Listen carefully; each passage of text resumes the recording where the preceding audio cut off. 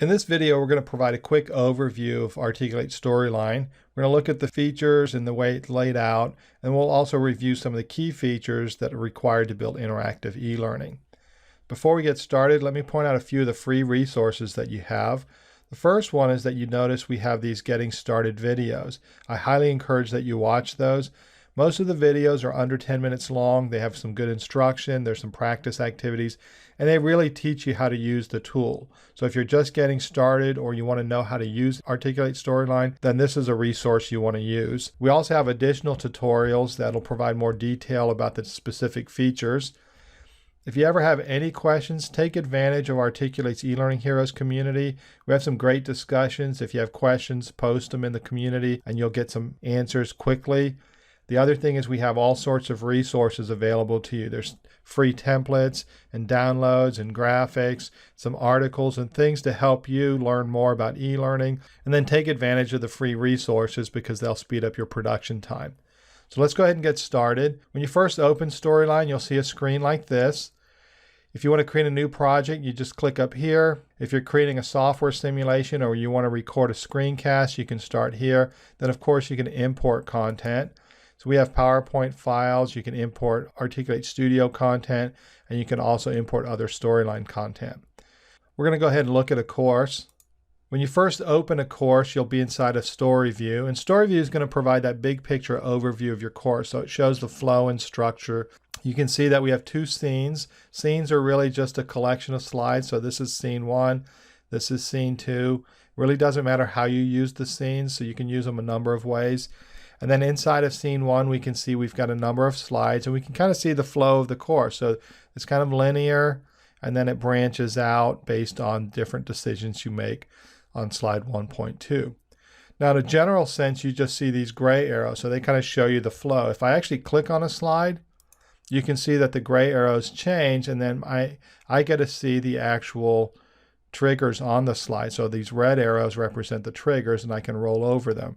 This one has more, so let's click on that, and you can see it showing me where those triggers go. If I want to change them, I can just click on an arrow, and it'll open up the trigger wizard. Or I can come over here, I can see I have a triggers panel, and I have slide properties panel.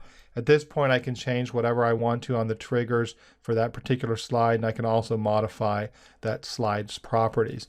This is a good place to go when you do troubleshooting on your course. Instead of clicking in and out of the slides, you can go to the Story View, click on a slide, look at the triggers, look at the properties, and a lot of times you can make your adjustments right from there. Now let's go ahead and create a new scene, and then we'll work on a blank slide. So we've got a new scene here. We'll click on that, and you can see if I zoom out that I've got my new scene here, and then inside a new scene I have my slide. So I'm going to double click on the slide. Now let's look at the options that we have when we're editing slides. Storyline gives you a free-form editing environment. That means that you could put whatever you want to on the screen, and you can move it around and size it and do whatever you want to. When we look at the layout, we can see here we have our scene slides. Over here we have our timeline, our states panel, and a notes panel, so you can add your slide notes here. And then over here we have our triggers panel and our slide layers. Now when you're authoring in Storyline, you have three main authoring components. You have your states, your slide layers, and your triggers. And in a general sense, when you build your interactive e-learning, you're always going to work with states, layers, and triggers. Now if we look at the options that we have on top of the ribbon toolbar, you've got your Home tab, and here you can see you have a rich text editor, so a lot of things you can do if you have text on your screen. If you go to Insert, this is where you'll insert content on your slide.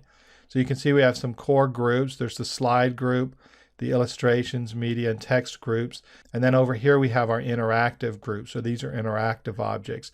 So I can click on controls, I can insert buttons and sliders and hotspots. So all the things I need to build interactive e-learning. Then we also have some pre-built markers to speed up some of your production. So you kind of have your static group, so we want to insert things onto the slide, and then you have your interactive group when you want to create interactive capability on the slide. If you go up to the Design tab, the Design tab kind of a few key components. One is you can change the size of your file, so click on Story, and you can see that by default we pull in a 4:3 or 720 by 540 aspect ratio. You can always change that.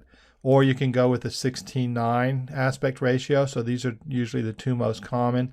And then of course you can customize that and make it whatever dimension you want it to be.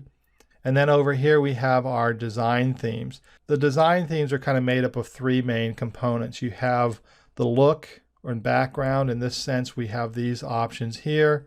Then you have color schemes, so you can choose from a number of color schemes. And then you have your font themes as well. Now you can always customize those. You can click up here on colors and you can create your own color theme. So if you need to follow certain branding requirements or you want a color theme set that works with your course, you can do that yourself. And then you can also do the same thing with your fonts. We have slide transitions, so you can set transitions for your slides, also set transitions for your layers. Animations, there's three main components to the animations. There's an entrance animation, which we see right here, exit animations, and then we have our motion paths. And then you have your view tab. You have your slide masters.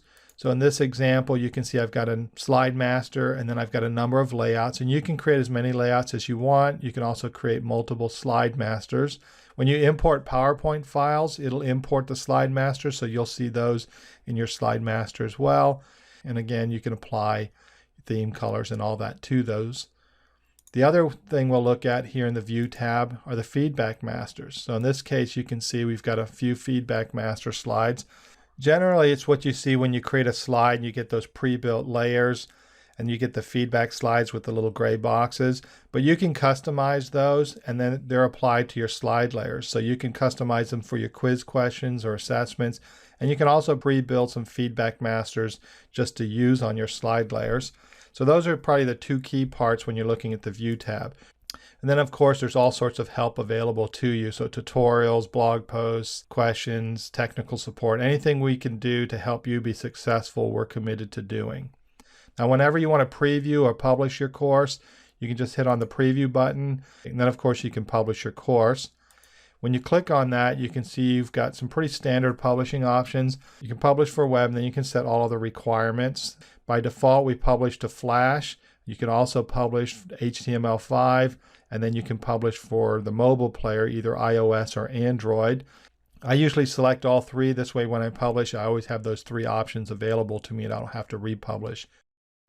Now let's build a simple interaction so we can see how states, layers, and triggers work. We're going to insert a character, a caption, and a button. So we'll go to Insert. I'm going to choose Caption first, and I've got my caption here. Draw it on the screen. Now I'm going to choose a character. I'm just going to choose one of the illustrated characters, and each character has some built-in expressions, and we can actually trigger these as state changes, and each character has a number of poses, and then down here you can change the perspective. We're just going to insert the default character.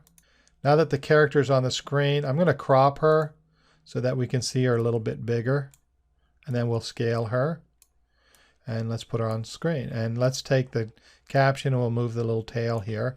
So now we have a character, and what we want to do is two things. We want to create an interaction where I click a button and I change the expression of the character by changing the character's state. And then I also want to change the feedback that the character provides when I click the button by showing a layer. So let's insert a button. And we'll just put the button here. Now before we start working on the interaction, let's go to the timeline. You can see that we have our objects on the timeline. The first thing you want to do when you add objects to the timeline